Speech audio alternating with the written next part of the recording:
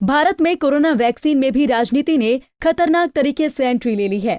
Corona vaccine पर Samajwadi party के राष्ट्रीय अध्यक्ष अखिलेश यादव के बयान के बाद से देश में एक नई बहस शुरू हो गई है। अखिलेश ने कोरोना टीके को भाजपा का बताते हुए कहा था कि वो ये टीका नहीं लगवाएंगे। हालांकि इसके तुरंत बाद नेशनल कॉन्फ्रेंस नेता उमर अब्दुल्ला ने कहा था कि टीका किसी दल का नहीं, जब भी उनका नंबर आएगा वो टीका लगवाएंगे। तो वहीं कांग्रेस पार्टी के नेता राशिद अलवी ने अखिलेश यादव के कोरोना वैक्सीन नहीं लगवाने के बयान का समर्थन किया है। अलवी ने दावा किया कि कोरोना वैक्सीन का विपक्ष के खिलाफ भी इस्तेमाल हो सकता है। वहीं अलवी के इस बयान पर बीजेपी के अध्यक्ष जेपी नड्डा ने कांग्रेस पर हमला बोला है। नड्डा ने कहा कि लगता है अब कांग्रेस को भारतीयों पर गर्व नहीं है। वहीं अखिलेश और राशिद अलवी के बयान पर जेडीयू के राष्ट्रीय अध्यक्ष आरसीपी सिंह ने भी सधी हुई प्रतिक्रिया दी है। आरसीपी ने कहा कि कोरोना का टीका किसी पार्टी का नहीं है। उन्होंने कहा कि टीका रोग से लड़ने के लिए लगाया जाता है और इस टीके से किसी जाति धर्म का कोई लेना देना नहीं है। आरसीपी ने कहा कि टीके के मामले में ना किसी को रोटी सेकनी चाहिए ना ही पराठा। बीजेपी का टीका, देखिए ऐसा है, टीका किसी पार्टी का नहीं। टीका जो है क्यों लगाया जाता है?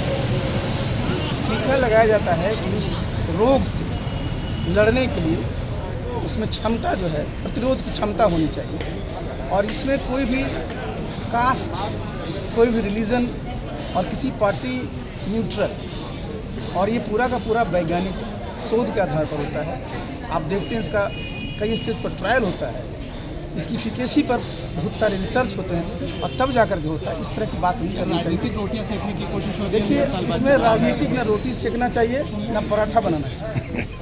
ये जो है शुद्ध रूप से मानवता के लिए संघर्ष है और उसमें सब लोगों को मिलकर के काम करना। WHO ने बधाई दी आपके लिए जेडीयू की तरफ से। आरसीपी सिंह ने कहा कि मुख्यमंत्री नीतीश कुमार 7 निश्चय पार्ट 2 के घोषणा के तहत राज्य के लोगों को कोरोना का टीका मुफ्त में देंगे। उन्होंने कहा कि कोरोना से लड़ने के लिए नीतीश सरकार ने मुकम्मल इंतजाम किए हैं।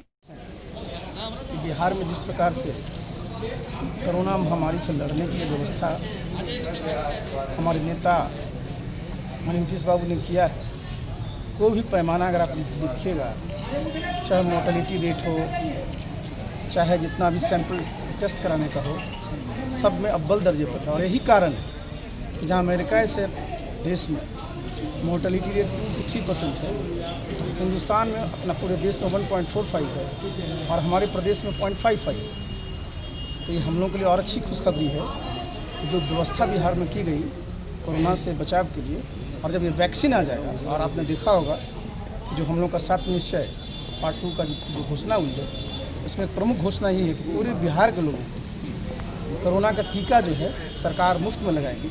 और हमारे नेता का जो संकल्प है कि बिहार को विकसित प्रदेश बनाना है और विकसित प्रदेश के साथ साथ स्वस्थ बिहार। तो स्वस्थ बिहार कैसे होगा? तो कोरोना से महामारी से लड़ने की मुकम्मल व्यवस्था हो जाएगी। और ये मुकम्मल व्यवस्था तभी होगी जब सभी बिहार वासियों को मुफ्त में टीका हमारी सरकार द्वारा लगवा दी। वहीं उन्होंने टीके के इजाद और लोगों को इसे मुहैया कराने के लिए पीएम नरेंद्र मोदी का शुक्रिया अदा किया। उन्होंने कहा कि वैज्ञानिकों को स्मॉल पॉक्स को दूर करने में काफी वक्त लगा था, लेकिन कोरोना के लिए वैक्सीन की खोज 1 साल के अंदर करने के लिए वैज्ञानिक बधाई के पात्र हैं। जो संकल्प है, और मैंने अपनी तरफ से बताया कि हम अपने नेता को भी बधाई देते हैं और अपने प्रधानमंत्री जी को भी बधाई देते हैं। देखिए, एक बात जान लीजिए, आप सब जानते हैं स्मॉल पॉक्स जो है 1520 में आया। 1520 याद करिए, मेक्सिको शुरू हुआ था और यूनाइटेड नेशंस ने 1979 459 साल लगे इस पृथ्वी से स्मॉल पॉक्स को दूर करने के लिए। आ गया था पहले भी टीका, लेकिन आप समझिए बहुत समय लगता था किसी भी टीका को खोजने में। तो इबोला ऐसा की बीमारी थी जिसका टीका 3 साल में आ गया। हम तो अपने सारे जितने हमारे साइंटिस्ट हैं, सब लोग जो इसमें लगे हुए उनको मैं बधाई देता हूँ कि 1 साल के अंदर ही ना सिर्फ ले आए बल्कि टीका लगना भी प्रारंभ हुआ है। जितने हमारे वैज्ञानिक से जुड़े हुए हैं सबको बहुत बहुत बधाई। कोरोना वायरस के टीके पर भी देश में राजनीतिक बयानबाजी होना स्वस्थ लोकतंत्र की निशानी नहीं है।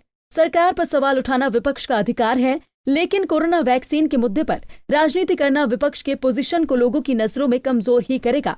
पंजाब केसरी टीवी के लिए पटना से संजीव कुमार की रिपोर्ट।